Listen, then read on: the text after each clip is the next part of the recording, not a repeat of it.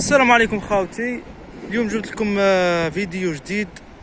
كاين ظاهرة غريبة صرات في شواطئ الجزائر، تقريبا جميع الشواطئ، ورجوع مياه البحر بحوالي 5 أمتار أو 6 أمتار للخلف بعد زلزال تركيا وسوريا.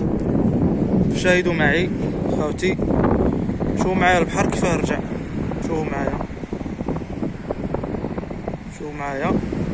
راه راجع بحوالي 5 أمتار ولا 6 أمتار.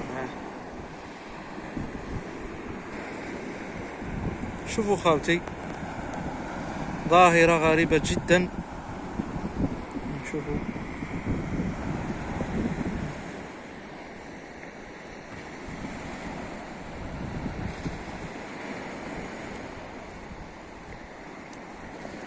هذه مسافة كاملة، هذه تقريبا 5 أمتار.